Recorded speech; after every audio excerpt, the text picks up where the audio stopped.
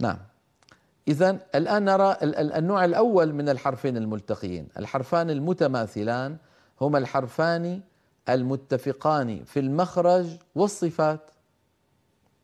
هما الحرفان المتفقان في المخرج والصفات. فإذا التقى حرفان متماثلان والأول منهما ساكن وليس بحرف مد وجب الإدغام، نحو وقد دخلوا. لاحظوا وقد دخلوا.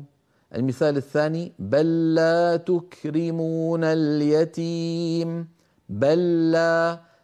لاحظوا بأن المخرج ارتفع ارتفاع واحد عن اللامين. يدرككم الموت. يدرك وأصلها يدرككم. رككم. كافين الأولى مهموسة مفصولة عن الثانية، فهذا ثقيل. لو جربتموه لوجدتموه كذلك. المثال الرابع والأخير يكرهن. يكرهن. أيضا الهاء الأولى ساكنة فأضغمت في الثانية فصار النطق بهاء واحدة مشددة. نعم. نرى على اللوحة فإن تحرك الأول منهما أو كان حرف مد فلا إدغام. إذن إن فقد أحد هذين الشرطين، فإن تحرك الأول من الحرفين الملتقيين يعني أو كان حرف مد فلا إدغام، نحو يعلم ما. نرى المثال على اللوحة. يعلم ما. لماذا لا إدغام في يعلم ما؟ لأن الميم الأولى متحركة.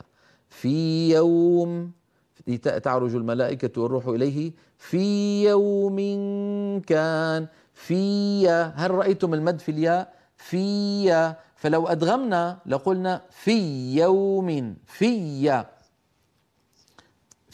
يوم. انتبهنا؟ فهذا لا يصح أن نقول في يوم، لابد أن نقول في. كذلك قوله تعالى اصبروا وصابروا.